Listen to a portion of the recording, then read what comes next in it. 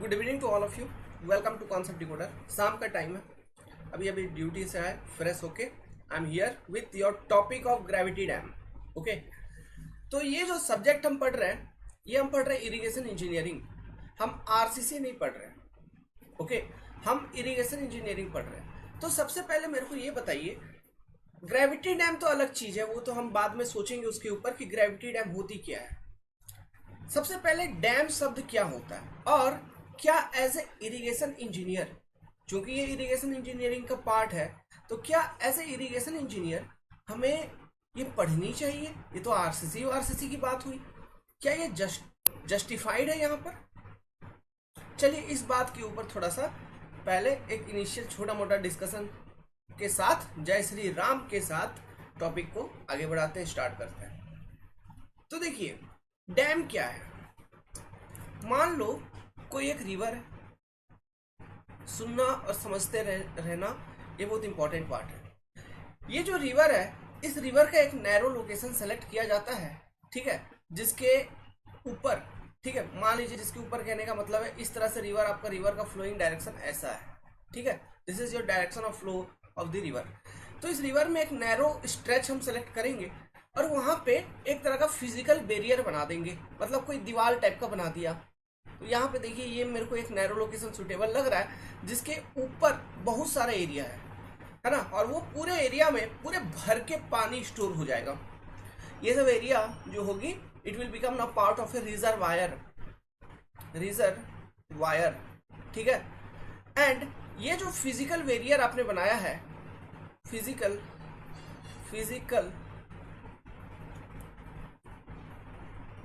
वो वाला दीवार है ना, वो फिजिकल बैरियर, वो हम डिफरेंट मटेरियल को यूज करके बना सकते हैं। कंक्रीट का यूज कर सकते हो आप, मैसनरी मतलब ईंटों का यूज कर सकते हैं, स्टोन्स का यूज कर सकते हैं, मिट्टी का यूज कर सकते हैं। हाँ, अर्दन डैम्स भी बनती है, छोटे छोटे बनते हैं, लेकिन हम यूज कर सकते हैं मिट्टी को भी, उसको यूज करके आप डैम बना सकते हो। ओके, मतलब पानी को जस्ट सोचो ना, पानी को कहीं पर रोक के रखना है। ओके, एक फिजिकल बैरियर आपको प्रोवाइड करनी है, तो ये होती है आपका डैम। और ये डिफरेंट टाइप्स के होते हैं, अलग अलग तरह के होते हैं। तो अलग अलग तरह के में से हमारा जो अभी कंसर्न है, it is your gravity dam. हमारा जो कंसर्न है ये ग्रेविटी डैम। अभी आपको समझ में आएगा proper definition of a gravity dam कि what is a gravity dam, मैं आपको समझाऊंगा, लेकिन लॉजिक कनेक्टिविटी सुनते रहिए। तो देखिए, ये जो फिजिकल बैरियर आपने बनाया है, इसके अपस्ट्रीम में आपका रिजर्वायर वगैरह बन जाता है बहुत बड़ा, मतलब जहां पे बहुत ही ज्यादा वॉल्यूम ऑफ वाटर स्टोर की जाती है, बहुत ही ज्यादा। ओके, ये वाला डैम देखिए, ये जो डैम है इसका नाम है हीराकुड डैम, ठीक है, it is your Hirakud dam. नाम तो सुना होगा, बहुत बड़ी डैम है। ये डैम है उड़ीसा के अंदर। और जब मैं स्टूडेंट था, ठीक है, हमारा इसी एरिया से इंजीनियरिंग हुई थी, यहीं के गवर्नमेंट कॉलेज से। और जब मैं स्टूडेंट था तो यहाँ पे हरदम चिल मारते रहते थे। ओके, बहुत मजा लगता था, इतना बड़ा रिजर्वायर है ना, वो पूरा बहुत बड़ा एरिया है, वहाँ पे इतना ठंडा लगता था मत पूछिए। गर्मी के टाइम तो वो जगह मतलब सुहाना जगह था। हम लोग यहाँ तक जाते थे, ये यहाँ पे देख रहे हैं, ये स्पेस, यहाँ गाड़ी लेके खड़ा होते थे। मेरे पास उस समय बाइक था, पल्सर बाइक, तो मैं वहाँ पे जाके खड़ा होता था। ये देखिए, यहाँ पे टरबाइन स्टेशन है, ठीक है। तो ये जो आपका फिजिकल बैरियर दिख रहा है ना यहाँ पे, basically this particular physical barrier, this is your dam, ठीक है। ये नदी के ऊपर बनी है, महानदी है, महानदी के ऊपर ये डैम बनी है। देखिए नैरो लोकेशन पे एक ये आपका major portion of dam is this one. Okay, this part, क्योंकि यहाँ पे स्पिलवेज भी रहते हैं, यहाँ पे स्पिलवेज भी रहते हैं, ये स्पिलवेज रहते हैं यहाँ पे। स्पिलवे क्या होता है दोस्तों, देखिए डैम बेसिकली, ये डैम का अगर मैं 2D व्यू बताऊं, ये तो आपको 3D व्यू दिख रहा है, अगर मैं आपको 2D व्यू बताऊं, ये कुछ इस तरह से है, ठीक है, आप देख रहे हो इस तरह का कुछ डैम है। और इसके अपस्ट्रीम में यहाँ पे एक रिजर्वायर है, जिसमें कुछ वाटर को स्टोर किया जा रहा है। Okay, this is your reservoir, यहाँ पे वाटर का स्टोरेज किया जा रहा है। अब देखिए, रिजर्वायर में अलग अलग लेवल होते हैं, अलग अलग लेवल होते हैं। एक लेवल वो होती है जो कि हरदम रिजर्वायर में रहती है, ठीक है, हरदम रिजर्वायर में रहती है एक पर्टिकुलर पोर्शन ऑफ वाटर। उस वाटर को हम कहते हैं dead storage of the reservoir. उस पर्टिकुलर अमाउंट ऑफ वाटर को कहा जाता है dead storage of the reservoir. ठीक है, उसको कहा जाता है डेड स्टोरेज। अभी ये तो नदी के ऊपर बनी है, ठीक है, और ऐसी नदी होनी चाहिए जो पेरिनियल हो, उसी के ऊपर आप डैम बनाओगे तो ही आपका फायदा है। क्यों? पेरिनियल नदी होगा तो उसमें सालों भर पानी आते रहेंगे। देखिए ये सब जो पॉइंट्स मैं अभी बोलते जा रहा हूँ ना, this all points are important in mains examination. जैसे कि आपको दे देगा what are the favourite suitable location, what is the suitable location, write some point for selecting a dam site. तो उसमें यही सब चीज़ों को बात करना है कि पहला कंडीशन ये होना चाहिए सबसे पहले कि जो नदी है वो पेरिनियल होना चाहिए, मतलब उसमें सालों भर पानी होना चाहिए। अगर उसमें सालों भर पानी नहीं है तो इतना बड़ा इतना मेगा कंस्ट्रक्शन करके आपको फायदा क्या है, इकोनॉमी क्या अचीव होगा, आपका पर्पज ही सुटेबल सेटिस्फाई नहीं होगी। समझ रहे बात को? ओके, तो ये आपका सबसे पहला पॉइंट हो गया। तो अब देखिए डैम जहाँ पे सेलेक्ट कर, जहाँ पर भी बनाते हैं, ओके, ये उसका अपस्ट्रीम हो गया, तो यहाँ पे एक दीवार तरह का बना दिया हमने, तो इसके डाउनस्ट्रीम साइड में इस तरह के खाई वगैरह होते हैं पूरा, सॉरी अपस्ट्रीम साइड में, जिसमें लार्ज वॉल्यूम ऑफ वाटर, इन सब लोकेशंस पे भी पानी आपका जमा रहता है। ठीक है, ये भी आपका पानी है, पूरा का पूरा वाटर है, दिस ऑल आर वाटर। अब नदी पेरिनियल है, नदी में हमेशा फ्लो आते रहेगी, पानी आते रहेगी, पानी आते रहेगी, तो कुछ ना कुछ लेवल में फ्लक्चुएशन होते रहेगा, हमेशा लेवल बढ़ते रहेगा, लेवल कमते रहेगा, लेवल बढ़ते रहेगा, लेवल कमते रहेगा, depending on the incoming water from the river. जैसे कभी बाढ़ आ जाता है तो आप सुनते होंगे कि डैम के गेट्स को ओपन कर दिया गया है। क्यों? क्योंकि वो इनकमिंग वाटर है ना, वो रिवर आपका पानी को लेके आ रहा है ना, तो अगर ज्यादा पानी लेके आ जाएगा तो डेड स्टोरेज के ऊपर लाइव स्टोरेज, ये जो पार्ट है जो फ्लक्चुएट होते रहती है, ठीक है, due to incoming water of the river, इसे हम लाइव स्टोरेज कहते हैं। This is your live storage. ठीक है, this is your live storage. Okay, तो जब लाइव स्टोरेज आपकी बढ़ जाती है तो ऐसा हो सकता है कि डैम के ऊपर से ये ओवरफ्लो करके निकल जाए पानी आपका किधर, डाउन स्ट्रीम साइड में। This is your downstream side. ये आपका अपस्ट्रीम साइड है इस पर्टिकुलर डैम का, जहाँ पे आपका एक बहुत बड़ा रिजर्वायर है, और ये डाउन स्ट्रीम साइड में। डाउन स्ट्रीम साइड में दोस्तों देखिए, कुछ पानी कोई भी जो भी डैम इन ऑपरेशन है, जो भी मेजर प्रोजेक्ट, जैसे भाखड़ा नंगल डैम, ये वाला हीराकुद डैम हो गया, ये सारे ऑपरेशंस में है। जो डैम होते हैं ना दोस्तों, this are the multipurpose project, है ना। ये मल्टीपर्पज वर्ड होने के कारण ही माय डियर फ्रेंड्स, यहाँ पे हम इरिगेशन इंजीनियरिंग के अंदर भी इस पर्टिकुलर टॉपिक को स्टडी करते हैं। व्हाई? बिकॉज एक इरिगेशन इंजीनियर का एक इरिगेशन स्कीम बनाने का एक मेजर रोल होता है उसमें, है ना। तो dam is A part of irrigation scheme. क्यों? इसका जो अपस्ट्रीम है, जहां पर इतना बड़ा रिजर्वायर बन रही है, यहाँ पे बहुत सारा पानी स्टोर हो रहा है कि नहीं, तो इस स्टोरेज से आप कैनाल्स निकालते हो, यहाँ से हम कैनाल्स निकालते हैं, है ना, मेन कैनाल्स को निकालते हैं, और ये कैनाल्स जो हैं ये आपके खेतों तक पानी लेके जाते हैं, या फिर इन कैनाल्स में हम डिस्चार्ज प्रोवाइड करवा के और एक कोई सब स्टेशन पे लेके जाते हैं, जहाँ टरबाइन स्टेशन पे, ठीक है, वहां से हम फिर हाइड्रो इलेक्ट्रिसिटी भी डेवलप कर सकते हैं माय डियर फ्रेंड्स। जैसे कि यहाँ पे ये देखिए, ये जो स्टेशन है, ये छोटा वाला, मैं इसलिए बोल पा रहा हूँ क्योंकि मैं यहीं पर था। ये आपका टरबाइन स्टेशन है, this is your turbine station. Turbine station, यहाँ पे स्पिलवे के माध्यम से पानी जो है ना, गेट्स, एक्चुअली इसमें गेट बने रहते हैं, यहाँ पे इस तरह से गेट्स बने रहते हैं, मैं आपको स्पिलवे दिखाऊंगा अभी।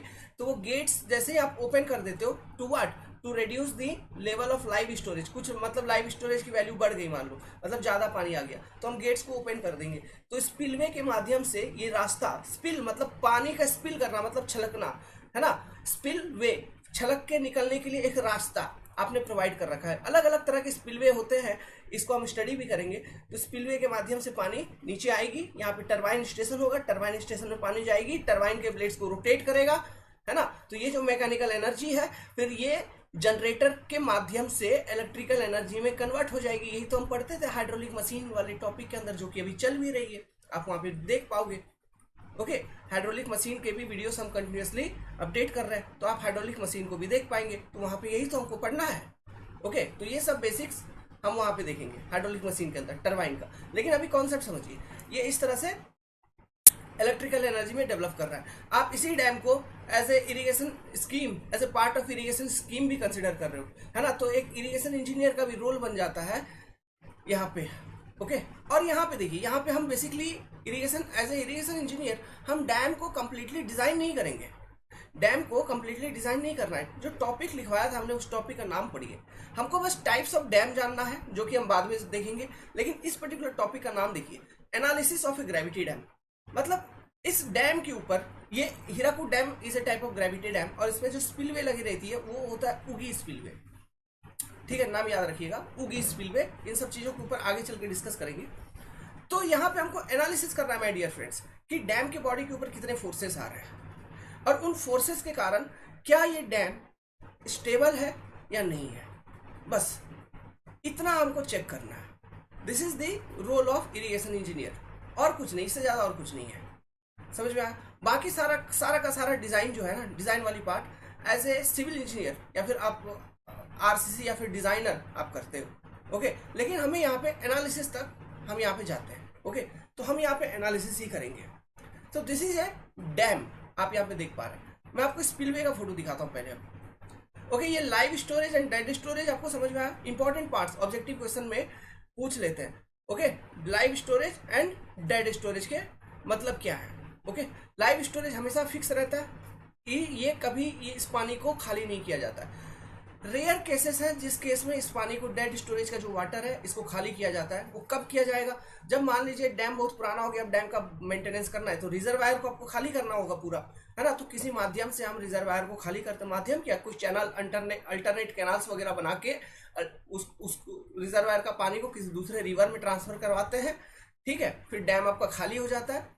डैम आपका खाली हो जाने के बाद फिर वहां पे जो भी मेंटेनेंस कंस्ट्रक्शन का काम करना है वो हम कर देते हैं। फिर डैम को under service, under operation put कर देते हैं। ये 1-2 दिन का काम नहीं होता है, महीनों 2 महीने लग जाते हैं रिजर्वायर को खाली करने में, और कंस्ट्रक्शन की प्रोसेस जो है साल, 1.5 साल, 2 साल चलते रहती है।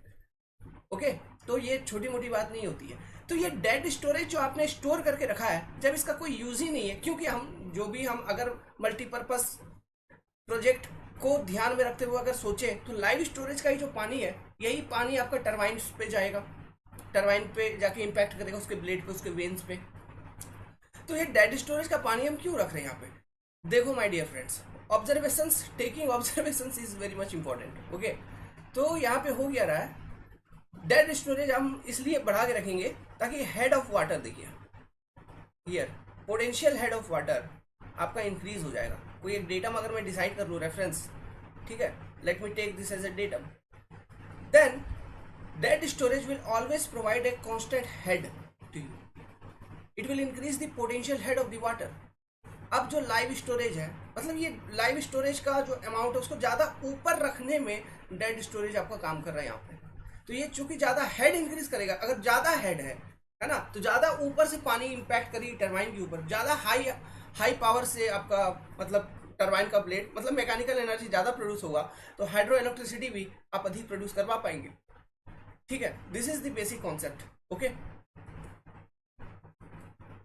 सो माय डियर फ्रेंड्स, अभी का जो टोटल डिस्कशन था, इस पर्टिकुलर डिस्कशन से आपने 2 बातें सीखी कि इरिगेशन इंजीनियर, ठीक है, को हम डैम क्यों पढ़वाते हैं। इसलिए क्योंकि ये एक इरिगेशन स्कीम की ये एक पार्ट है।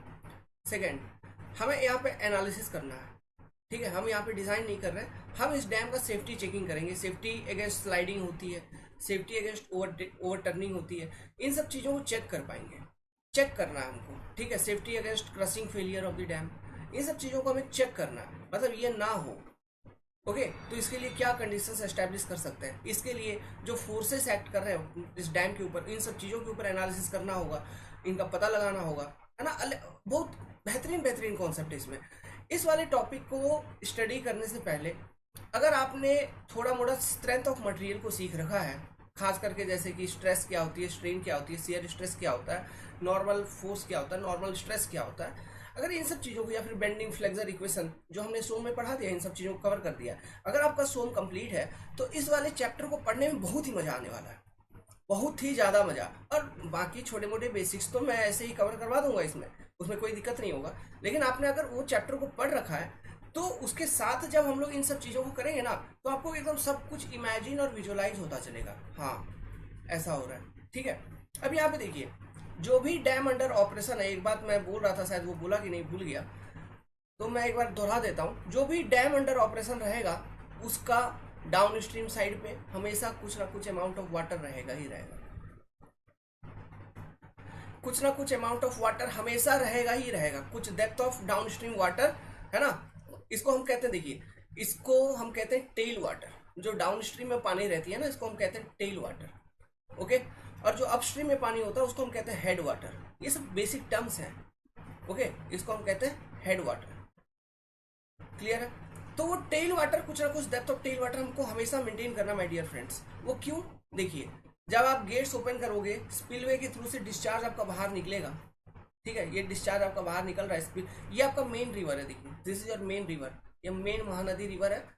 ओके, ये रिवर आगे जाती है, इसके ऊपर एक ब्रिज भी बना हुआ है, जिस ब्रिज को क्रॉस करने के बाद हम संबलपुर तक जाते हैं। ठीक है, वही बहुत बड़ा ब्रिज है, उस पर road bridge, railway bridge double line की बनी हुई है इस नदी के ऊपर।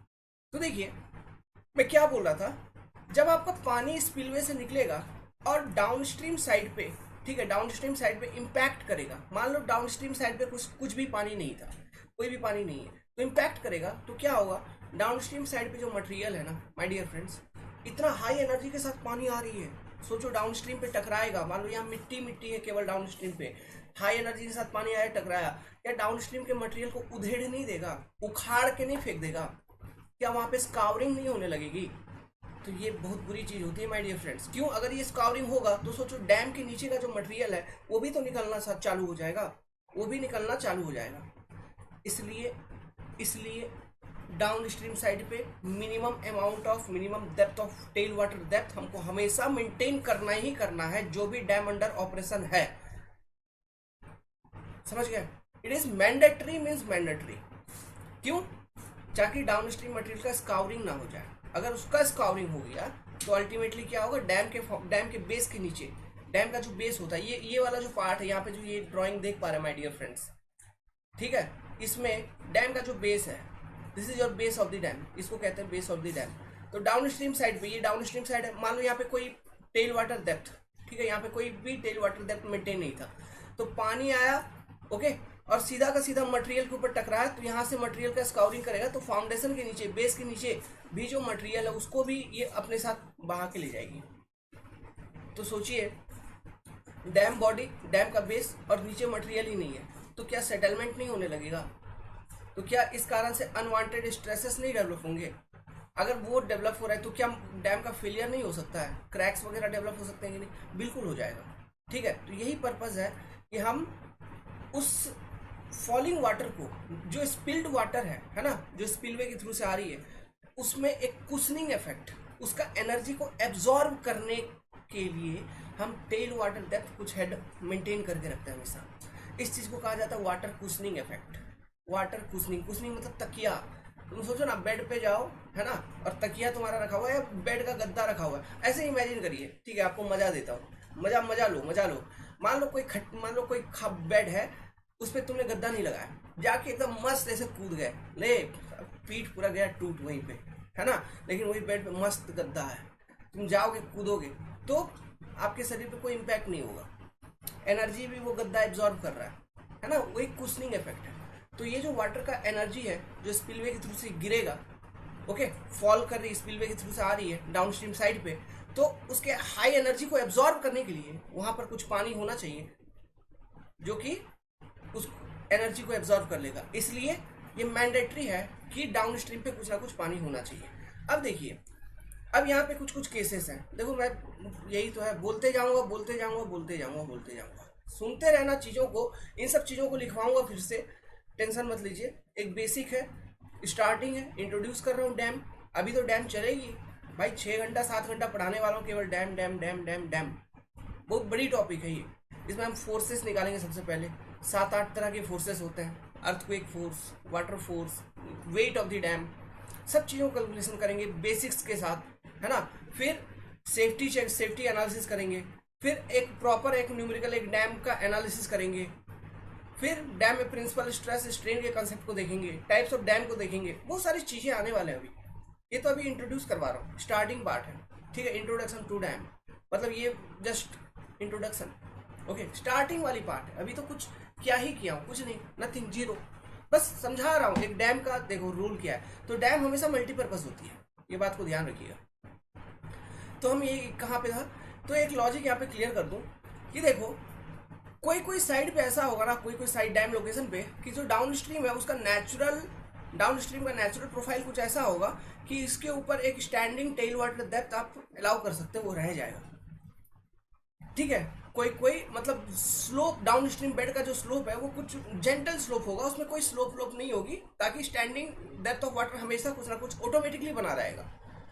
तो ऐसे केसेस में हमको कुछ नहीं करना, बढ़िया है, ओके, बहुत बढ़िया काम कर रहा है। लेकिन मान लीजिए कोई कोई कंडीशंस ऐसे हैं जहां पर आपका डाउन स्ट्रीम साइड पे आपका स्लोप कुछ है बेड में, तो जो भी पानी आएगा वो पानी फ्लो करके निकल जाएगा। अगर वो पानी फ्लो करके निकल गया तो गलत बात है, बिल्कुल बिल्कुल गलत बात है। हमको तो वहाँ टेल वाटर डेप्थ हमको कुछ ना कुछ प्रोवाइड करना है। तो ऐसे केसेस में आप देखिएगा, एक तरह का मतलब डाउन स्ट्रीम पे भी एक तरह का छोटा दीवार बनाया जाता है एक पर्टिकुलर हाइट का, कि जिस पर्टिकुलर हाइट तक में आपको पानी को स्टोर करके रखना है, ताकि उस पर्टिकुलर हाइट तक मिनिमम वाटर आपका यहाँ पे स्टोरेज हमेशा रहेगा ही रहेगा। जब ये भर जाएगा तो इस दीवार के ऊपर से ओवरफ्लो करके आगे नदी में निकल जाएगी, पानी को भागने नहीं देना है। मतलब यहाँ पे टेल वाटर डेप्थ, जो भी डैम अंडर ऑपरेशन है उसमें टेल वाटर डेप्थ हम कुछ ना कुछ मेंटेन करके रखेंगे तो रखेंगे। समझ रहे बात को? ठीक है, ओके। तो होप कि बहुत सारे बेसिक्स क्लियर हुए, डैम क्या है ये इन सब चीज़ों को जाना। तो चलिए हम लिखते हैं सबसे पहले डेफिनेशन ऑफ ए डैम, फिर हम लिखेंगे क्या, एक टॉपिक देखेंगे कि what are the feasible condition for selecting a proper location for dam site. Okay, ऐसा कौन सा मतलब साइट हम क्या सेलेक्ट करेंगे डैम के लिए, ठीक है, क्या क्या कंडीशंस हमें मिनिमम चेक करनी है। ओके, ये देखिए ये अपना ही डैम है, वही हीराकुद डैम। ओके, तो यहाँ पे देख रहे हैं उगी स्पिलवे प्रोवाइडेड है। ये जो स्पिलवे का शेप होता है ना इस तरह से ऐसे, है ना, इसी को कहा जाता है उगी स्पिलवे। इसके बारे में आएंगे, डिटेल में आएंगे, क्लियर कट आएंगे आगे चल के। हमको ये सब पढ़ना है एनर्जी डिसिपिएटर्स में। ओके, इन सब चीज़ों को पढ़ाएंगे हम, बहुत अच्छे से पढ़ाएंगे, इसके इक्वेशंस को डेवलप करवाएंगे, है ना, इसके फंक्शनिंग को दिखाएंगे, डिफरेंट टाइप ऑफ स्पिलवे को कंपेयर करके दिखाएंगे। ओके, सब कुछ दिखाएंगे, सब कुछ इमेजिनेशन करवाएंगे आपका। सो देखिए, अगर आपको सब्जेक्ट में मजा आ रहा है तो वीडियो में आगे बढ़ने से पहले मैं आपको एक चीज़ बता दूं कि जो स्टूडेंट नया है, जो पुराना है वो तो हमको जान ही रहा है, कॉन्सेप्ट डिकोडर को जान ही रहा है। जो स्टूडेंट नया है, बाबू लोग एक चीज़ सुनिए, या फिर my dear brothers, my dear sisters, आप जाके 10,000, 20,000, 30,000 आजकल ऑनलाइन, या फिर जो 18-20 हज़ार में ये ऑफलाइन कोचिंग खोल के ये लोग पढ़ाना शुरू कर देते हैं, आप जाके किसी भी तरह से ट्रस्ट कर लेते हो, उसका बैकग्राउंड को नहीं जानते कि वो क्या जानता है नहीं जानता है। वो कुछ भी आएंगे पढ़ा देंगे, नोट्स होता है, नोट से हो गया, फार्मूला याद खत्म, उसमें क्या ही है। फिर वो पैसा देके पछताते हो, एग्जाम भी सिलेक्शन नहीं होता है। आप मेरे को ज़्यादा पैसा नहीं दो, मैं पैसा लूँगा, लेकिन आप मेरे को ज़्यादा पैसा नहीं देना। आप मेरे को 4,000 रुपये दो, 3,999। अगर 2 साल टाइम उधर दे रहे हो वो भी बर्बाद जा रही है, आप मेरे को 2 साल भी नहीं दो, नेक्स्ट एग्ज़ाम तक के लिए दो, जो भी आपका टारगेट है, ठीक है, वो नेक्स्ट एग्ज़ाम तक के लिए दीजिए। लेकिन जितना मेहनत करने के लिए बताया जाएगा उतना मेहनत ज़रूर करिए, ज्वाइन करिए कंसेप्ट डिकोडर को, आप पछताओगे भी नहीं। एग्ज़ाम में सिलेक्शन होके रहेगा जब तक, क्योंकि देखिए एग्ज़ाम में सिलेक्शन होने के लिए आपका जिल होना चाहिए अंदर से कि मेरे को कंपटीशन निकालनी है। शायद वो चीज़ तुम्हारे अंदर है लेकिन भूल गए हो, प्लस गाइडेंस भी सही नहीं मिल रहा है, दिक्कत हुआ है। आप बड़े बड़े कोचिंग जाओगे, 1 लाख रुपया लूट लेंगे, उससे बेटर है यहाँ आप आइए तो पढ़िए, तो ट्राई तो करो। बोल रहा हूँ मुंह खोल के, इसलिए बोल रहे हैं क्योंकि है। ओके, सो आप ट्राई करिए, क्योंकि ये कंटेंट जो मैं डेवलप कर रहा हूँ इसको डेवलप करने में एक दिन नहीं लगा है, 4 साल लगा है अब तक टोटल इन सब चीज़ों को डेवलप करने में, और अब जाके सिविल इंजीनियरिंग हमारे चैनल पे कंप्लीट हो चुकी है। आप आइए और पढ़िए, हमारा बस यही कहना है, आप आइए पढ़िए। आपका गेट नहीं निकला तो मेरे को बोलना, नेगेटिव नहीं जाएगा, गेट क्वालिफाई करोगे और अच्छे नंबर से करोगे, ठीक है। ऐसा नहीं है कि इतना लाख रुपया दे के 20 नंबर भी गेट में नहीं ला पाए, नो, पछताना नहीं पड़ेगा, बोल रहा हूँ ना, पछताना आपको नहीं पड़ेगा, ठीक है। टाइम में उतना ही लूँगा आपका तैयारी में, मिनिमम 5-6 महीने तो लूँगा ही लूँगा कंप्लीट सिविल को बताने में, ठीक है। रिकॉर्डेड वीडियो क्लासेस हैं, आपको ऐप के ऊपर मिल जाएगा 3,999, ये ऑफर चल रही है अभी, अभी आजकल मैं भी मजबूर हो रहा हूँ, धीरे धीरे फीस को बढ़ा दूंगा, क्योंकि लग रहा है आपको कि फीस इतना कम है ना, जो नए स्टूडेंट उनको बोल रहा हूँ, इसलिए शायद कंटेंट बकवास हुई, ऐसा मेरे को भी फीलिंग लग रहा है। ओके, क्योंकि मैं देख पा रहा हूँ आजकल दुनिया में, यही इंडिया के अंदर ही गली गली में लूटने वाले बैठे हैं। और छोड़ो, पहले वहां से जाके पढ़ो, फिर आना यहाँ पर। तो देखिए ये स्पिलवे है, अब देख लिया आपने स्पिलवे, यहाँ पे वही डैम है, हीराकुद डैम, जहाँ हम लोग चिल मारते थे। This is your turbine station, यहाँ पे ये बिल्डिंग जो दिख रही है। ओके, इसके बारे में आगे आएंगे, देखेंगे। तो चलिए अभी कंटेंट को आगे बढ़ाते हैं, आगे चालू करते हैं। अपना डैम का पहले डेफिनेशन लिखते हैं, ठीक है। Reservoir, upstream physical barrier, this is your downstream, ठीक है। चलिए डेफिनेशन लिखते हैं डैम का। Dam is a physical obstruction constructed across a river to store और divert water from its upstream for multipurposes. Multipurposes कहने का मतलब है आप हाइड्रो इलेक्ट्रिसिटी जनरेट करवाने के लिए, या फिर किसी एरिया का वाटर रिक्वायरमेंट को मीट करने के लिए, है ना, इरिगेशन पर्पज से, इन सब चीज़ों के कारण। या फिर किसी कोई रिवर अगर सूखा हुआ है, उस रिवर में आप वहाँ से एक कैनाल बना के उस रिवर को कनेक्ट कर सकते हो, जिससे कि उस रिवर में डिस्चार्ज जाए और वो रिवर कोई स्ट्रैटेजिकली कोई दूसरे स्टेट में जा रही है। तो इस तरह के बहुत सारे पर्पस हो सकते हैं आपके एक डैम के। Okay, the storage of water formed on upstream of dam, उसको हम क्या कहते हैं, is called as its reservoir. बस इतनी सी डिफिनेशन है डैम की, ठीक है। ये हो गया डैम। अब बात करते हैं ग्रेविटी डैम। ओके, तो देखिए जो जनरली जो क्रॉस सेक्शन आप देखोगे ग्रेविटी डैम का, वो कुछ इस तरह से एक जनरल क्रॉस सेक्शन होता है डैम का। ये क्रॉस सेक्शन के ऊपर बहुत डिटेल में अभी डिस्कशन करेंगे, अभी डिस्कशन करेंगे। ड्रेनेज गैलरी क्या होते हैं, ठीक है, इस तरह से इंक्लाइंड फेस क्यों प्रोवाइड कर रहे हैं, सब कुछ बहुत डिटेल वे में हम इन सब चीज़ों को डिस्कस करेंगे। तो देखिए ये एक तरह का ग्रेविटी डैम है मान लो, ठीक है। ग्रेविटी डैम और भी डिफरेंट केसेस डिफरेंट शेप के बन सकते हैं, जैसे कि ये हो गया, या फिर आप जो ये जो फेस है देखो, मतलब ये डैम है मान लो, पहले यहीं पे तो सुनो, ये जो डैम है इसका अपस्ट्रीम साइड हो गया, ये इसके इधर रिजर्वायर होगा, है ना, पानी स्टोरेज होगी इसका फुल। ये टेल वाटर डेप्थ, इस तरफ कुछ ना कुछ टेल वाटर डेप्थ का स्टोरेज होगा, ठीक है, इस तरफ टेल वाटर डेप्थ का स्टोरेज होगा। यहाँ से जो यहाँ वाला पार्ट होता है ना, this is called as base of a dam, इसको बेस ऑफ डैम कहा जाता है, ठीक है। बेस ऑफ डैम को हम रिप्रेजेंट करते हैं बाय स्मॉल बी, छोटा बी, सॉरी बड़ा बी। और हमेशा ध्यान रखिएगा आगे चल के जितना भी एनालिसिस करेंगे उसमें जो पानी अपस्ट्रीम पे रहती है, इसको हम हेड वाटर कहते हैं, उसको हम रिप्रेजेंट करते हैं by capital H, and this is called as head water depth, ठीक है। जो टेल में है इसको हम रिप्रेजेंट करेंगे बाय स्मॉल एच हमेशा, and this is called as tail water, इसको हम टेल वाटर कहते हैं। देखिए अब यहाँ पे मैं आपको दो चीज़ और बताता हूँ।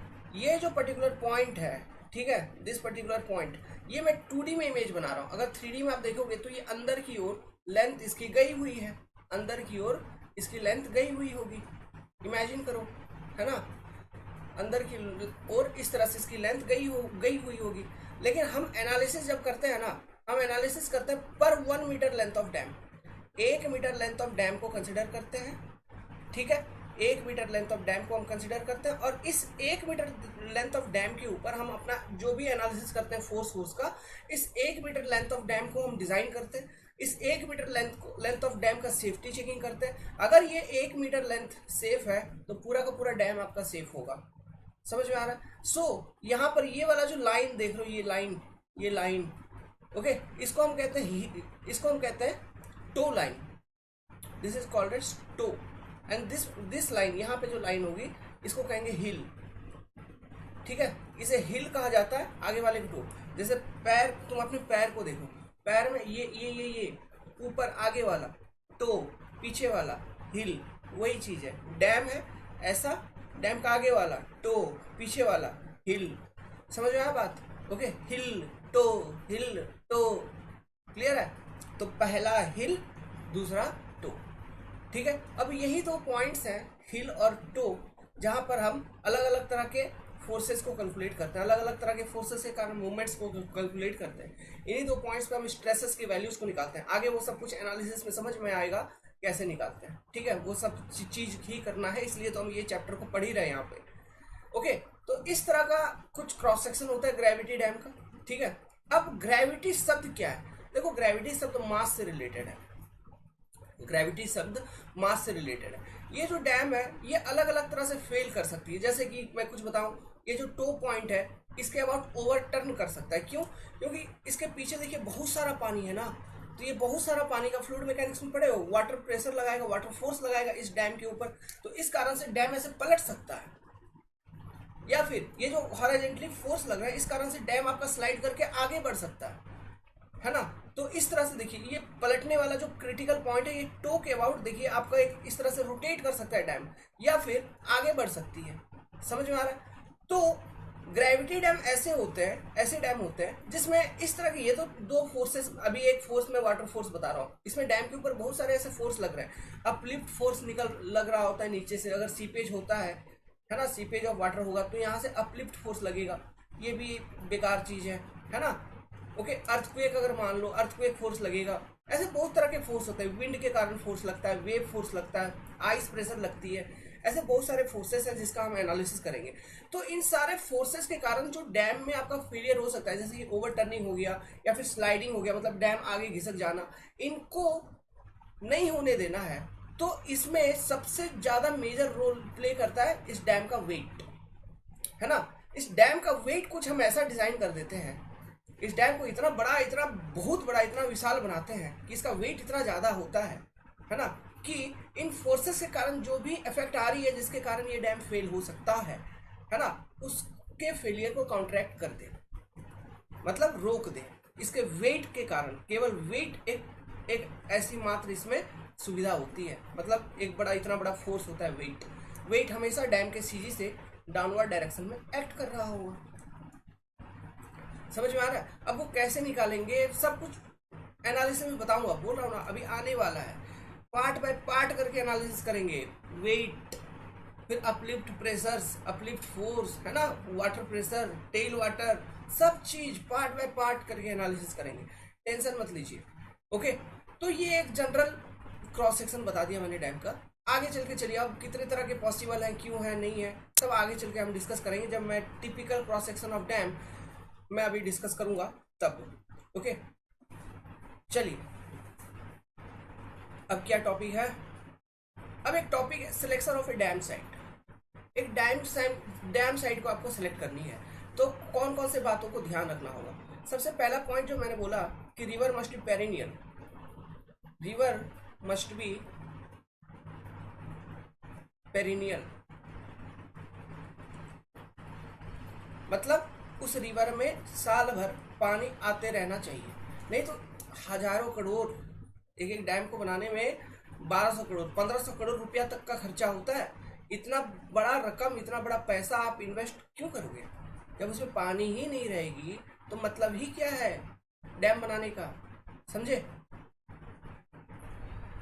वो थोड़ा ठंडा हो गया, गर्मी के दिन ठंडा, ओके, सर्दी हो गई है, मतलब एक्चुअली क्या इतना गर्मी है ना, मत पूछो। ठीक है, अब गर्मी में मैं क्या करता हूँ, साइड जाने से पहले, साइड से आने के बाद, ठीक है, दोनों टाइम नहा रहा हूँ, तो इससे, और फिर रात में सोने से पहले भी एक बार नहा लेता हूँ। मतलब इतना गर्मी है मत पूछिए, बहुत ज़्यादा गर्मी है, पता नहीं। और मेरे कमरे में तो बहुत मैसिव गर्मी लगता है। ठीक है, तो ये तो था आपका पहला पॉइंट कि river must be perennial on which dam is to be constructed. आपको क्या करना है, हेडिंग बना के लिखते चलना है, ठीक है, साथ साथ। दूसरा पॉइंट के बारे में अगर सोचोगे तो क्या सोचोगे? मान लो इस तरह का कोई रिवर है, ऐसा कोई रिवर है,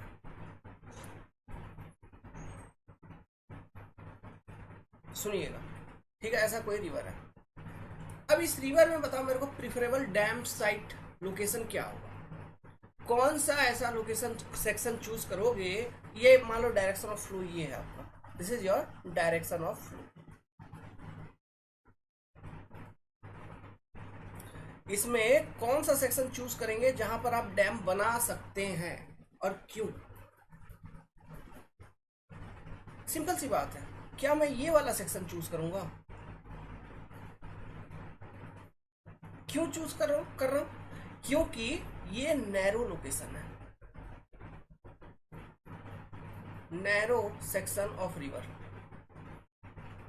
narrow section of river. Narrow section of river को क्यों चूज किया मैंने? Length of dam will be less, जो लेंथ ऑफ डैम आप बनाओगे वो कम बनाना पड़ेगा, लेंथ ऑफ डैम हमको कम बनानी पड़ेगी। अब लेंथ ऑफ डैम अगर मेरा कम हो रहा है तो इस कारण से क्या हो रहा है? इकोनॉमिक हो रहा है क्या, मतलब कॉस्ट ऑफ कंस्ट्रक्शन मेरा कम होगा क्या?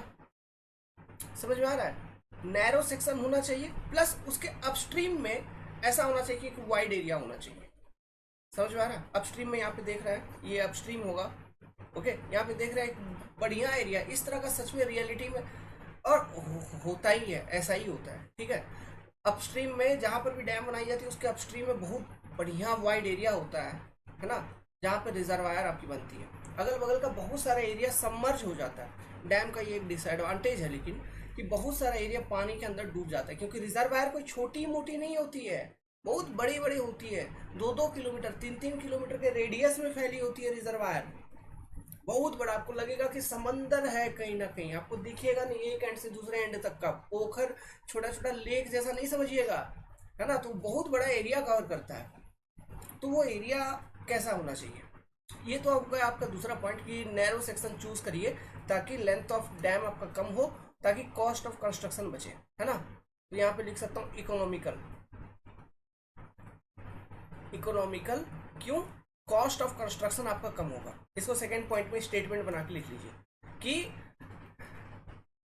A narrow section on a river must B chosen so that length of construction of dam is less and economy is achieved, and economy is achieved. बस इतना, ये डायग्राम बना लीजिए, दिखा दीजिए। ये एसएससी में आते हैं, डायरेक्ट आएंगे, मजाक नहीं समझना है, ठीक है, डायरेक्ट क्वेश्चन है। तीसरा, इस तरह से लिखोगे फुल टू फुल नंबर मिलेगा। तीसरा पॉइंट क्या क्या देखना आपको, देखो मान लो मैंने एक डैम बनाया,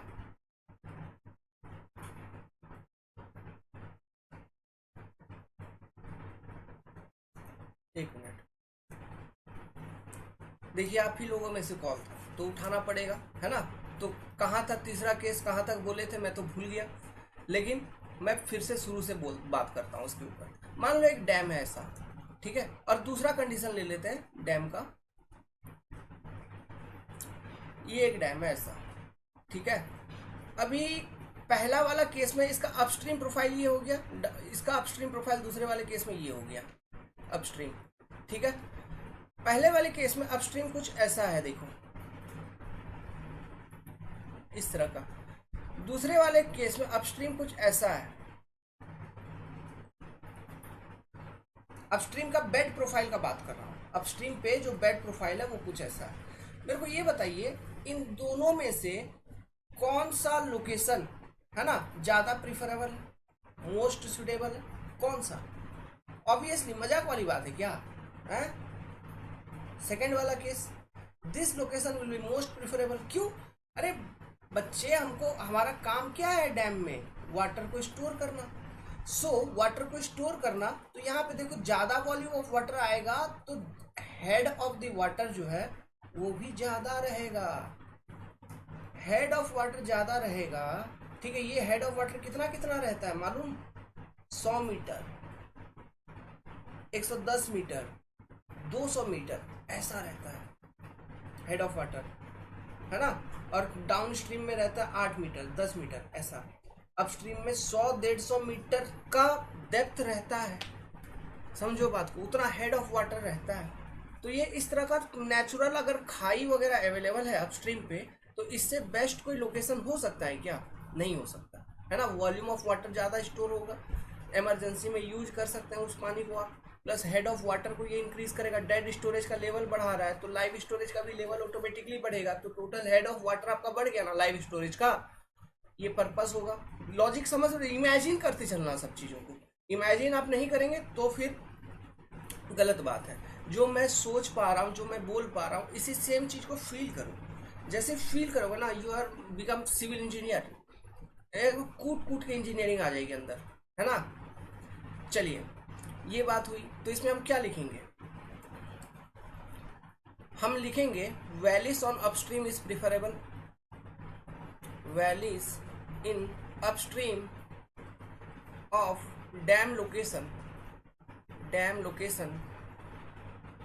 इज प्रिफरेबल।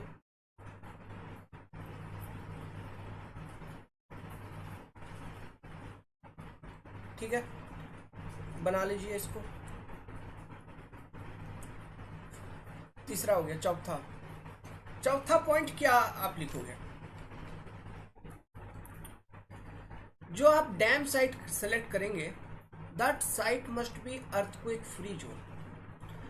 ऐसा साइट ना हो जहां पर भूकंप आ जाए। अगर भूकंप आएगा तो अर्थक्वेक के कारण एक्स्ट्रा फोर्सेस डेवलप होंगे, जिस कारण से आपको डैम को उस फोर्सेस के कारण भी सेफ्टी प्रोवाइड करनी होगी। नहीं तो एक डैम का अगर फेलियर होता है बाबू, इतना सारा रिजर्वायर वाटर है कि किसी स्टेट को बहा के मतलब खत्म कर दे, बाढ़ में डुबा दे। चेन्नई में हुआ था, वो तो हाई फ्लडिंग के कारण हुआ था, ज्यादा बरसात के कारण हुआ था, लेकिन ऐसा ही होता है। तो बहुत जान मान की हानि होती है ना। तो इसलिए हम प्रिफरेबली एज ए डिजाइनर हम साइट सिलेक्शन ही ऐसा करेंगे जहां पर अर्थक्वेक का चांसेस ही कम हो। ठीक है, लेकिन देखिए, कुछ ना कुछ थोड़ा मोड़ा भूकंप हरदम हर जगह पे आते रहता है, तो वहां पे भी भूकंप आएंगे। ऐसा हो सकता है कि भूकंप नहीं आए, भूकंप आए, ठीक है, इट इज पॉसिबल। इसलिए जब डिजाइन करते वक्त ही हम डैम को वो जो पॉसिबल अर्थक्वेक है उस जोन में, उस एरिया में, है ना, जो भी पॉसिबल अर्थक्वेक का मैग्नीट्यूड है उससे थोड़ा हायर या फिर वर्स्ट पॉसिबल कंडीशंस के लिए। आप देखेंगे डैम में, हम आगे जब पढ़ाएंगे, जब भी हम किसी चीज का डिजाइन करते हैं ना, वो हम करते हैं उसको उसके बहुत गंदे से गंदे हालात के लिए, वर्स्ट पॉसिबल कंडीशंस के लिए हम उसमें सेफ्टी प्रोवाइड कर देते हैं। अगर ये बुरे से बुरे हालात में नाजुक से नाजुक चीज अगर मेरा सेफ है, तो पूरा का पूरा जो चीज होगा, जो भी होगा, वो सेफ होगा ऑलरेडी। तो इसी लॉजिक को डिजाइनर यूज करता है ना। तो जो भी मोस्ट डेलिकेट एलिमेंट है या फिर मोस्ट डेलिकेट पॉइंट है डैम में, उस पॉइंट को अगर हम सेफ्टी, उस पॉइंट पे अगर हम सेफ्टी इंश्योर करा दिए, तो उसमें सारा का सारा फिर अदर पॉइंट्स भी सेफ होगा। इसी कंसेप्ट को यूज किया जाता है।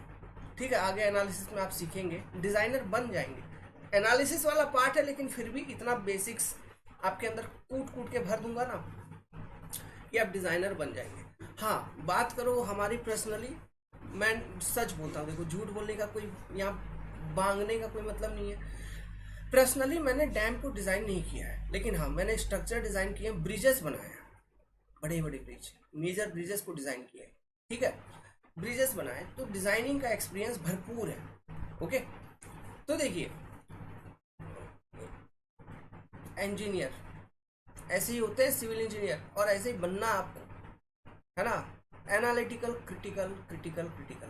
सो ऐसा है कि अर्थक्वेक साइट, मतलब उस जहां पर भी साइट सिलेक्शन होगा वहां पे अर्थक्वेक नहीं आना चाहिए। ठीक है, लेकिन ऐसा पॉसिबल नहीं है। ये थ्योरेटिकल बात है, प्रैक्टिकली ऐसा होता नहीं है। हर एक जगह पे पूरे आप देखेंगे अर्थक्वेक जोन डिवाइडेड है ना। हर एक जगह पे कुछ ना कुछ लो इंटेंसिटी होगा, लेकिन अर्थक्वेक कुछ ना कुछ आएगा। ये तो कंपलसरी है, मैंडेटरी है। सो इसलिए हमें अर्थक्वेक फोर्सेस के करस्पॉन्डिंग भी इसका सेफ्टी करना होगा, सेफ्टी प्रोविजंस देने होंगे। ठीक है, so damn site must be earthquake free preferably. यहाँ पे इस वर्ड को मैंने जोड़ दिया है। अगर ऐसा जोड़ देंगे तो मतलब अर्थक्वेक फ्री होना चाहिए। अगर है, ऐसा है, तो कॉस्ट ऑफ कंस्ट्रक्शन उसका कम होगा, सिंपल सी बात है। ठीक है, नहीं तो देखो, अर्थक्वेक अगर थोड़ा भी है, माइनर जोन है, फिर भी कॉस्ट ऑफ कंस्ट्रक्शन कम होगा। मेजर अगर होगा, बहुत ज्यादा अर्थक्वेक फोर्सेस है ना, तो कॉस्ट ऑफ कंस्ट्रक्शन वैसे भी हैवी हो जाएगा, ज्यादा हो जाएगा। और अभी तक देखिए, अर्थक्वेक अगर आता है तो बिल्डिंग स्ट्रक्चर टूट जाता ही है, क्रैक्स डेवलप होते ही हैं। तो वो सब चीज भी तो एक डैम जैसा स्ट्रक्चर के लिए बहुत बुरी बात है। ठीक है, तो अर्थक्वेक का फोर्सेस भी हम भले ही एनालिसिस कर रहे हैं, लेकिन फिर भी वो थोड़ा सा अभी उसमें और रिसर्च एंड डेवलपमेंट की ज़रूरत है। ठीक है। फिफ्थ लास्ट पॉइंट क्या होना चाहिए? अरे मटेरियल, डैम जहाँ पे बना रहे हो, इतना बड़ा डैम बनाओगे, कितना मटेरियल जरूरत पड़ेगा? बहुत सारा मटेरियल जरूरत पड़ेगा, मैक्सिमम मटेरियल रिक्वायरमेंट। तो मटेरियल क्या, मेरा नज़दीकी इलाके में अगर मेरे को मटेरियल में जल्दी जाऊँ फटाक से लेते आऊँगा क्या मटेरियल को? Accessibility to material must be less, मतलब मस्ट बी मोर, सॉरी, मतलब मैं डिस्टेंस के फॉर्म में बोल रहा था कि ज़्यादा दूरी पर से मटेरियल लाने की जरूरत नहीं पड़े। Accessibility to material must be easy, ऐसा आप कह सकते हो। प्लस लेबर अवेलेबल, है ना, लेबर अवेलेबिलिटी भी होनी चाहिए, क्योंकि जहाँ पर आप डैम बनाएंगे उस लोकेशन पे आपको हजारों लेबर की जरूरत पड़ेगी।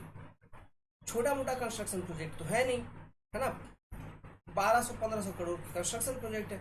तो सोचिए कितना सारा मैन पावर का जरूरत पड़ेगा, बहुत सारा मैन पावर का जरूरत पड़ेगा। अगर इतना सारा मैन पावर का जरूरत पड़ रहा है तो वो कहाँ से लाओगे? मान लो डैम बना रहे हो तुम पटना में गंगा नदी के ऊपर, और तुम लेबर लाओगे चेन्नई से। लोकली अवेलेबल होना चाहिए। बिहार में से ही अगर आ गए, है ना, या फिर पटना वाले रीजन से आ गए, तो उनका वेजेस कम डिसाइड कर सकते हो, क्योंकि ज़्यादा दूर से आएंगे तो वो बोलेंगे मैं 350 लूँगा। जो लोकल रहेंगे उनको 250 भी दे दोगे, काम बन जाएगा। समझ रहे हो? एक एक आदमी पे 100-100 रुपया तो बच रहा है। समझिए बात को। जो दूर से आ रहे हैं उनको खाना पीना फूडिंग चार्जेस देना होगा, जो लोकली अवेलेबल है वो काम करेंगे, अपना घर जाके खाना खाएंगे। देखिए अब ये सब गलत बात है, लेकिन इन सब चीज़ों को ध्यान देना होता है। ठीक है, ये सब चीज़ इंपॉर्टेंट है। ओके, ऐसी इकोनॉमी अचीव किया जा सकता है। ओके, तो हम लिख सकते हैं कि material and labour accessibility must be very easy. So accessibility to material and labor so that economy in construction can be ensured. So with this we are ending this video here only.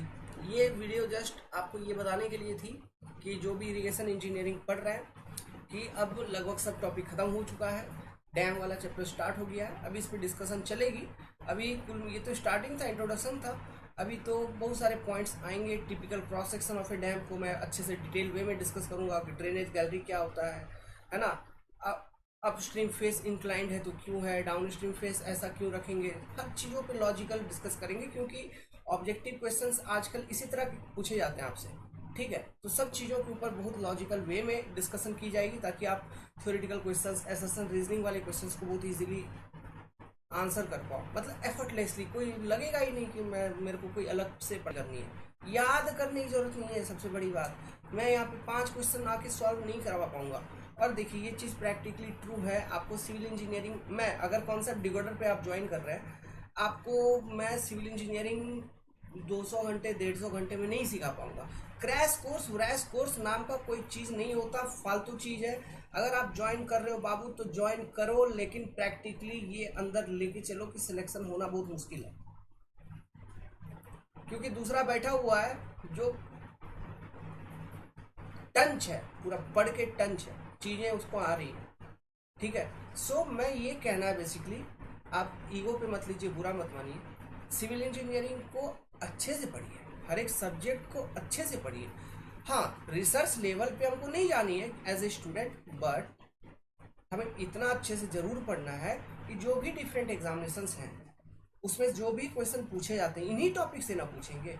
तो ये किसी में पूछ लिया, वो valley वाला पूछ लिया जो अभी एक्सप्लेन किया, मान लो अपस्ट्रीम में ऐसा होना चाहिए, यही वाला सिंपल ऑब्जेक्टिव क्वेश्चन बना के डाल दिया स्टेटमेंट में, ट्रू फॉल्स में, कुछ भी किसी भी तरह का क्वेश्चन आ सकता है। तो कितना याद करने बैठोगे, कितना याद करने बैठोगे? सब्जेक्ट को समझना जरूरी है।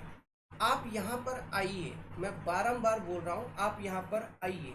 All India civil engineering student जो प्रिपेयर कर रहे हैं, आप यहाँ पर आइए और पढ़िए।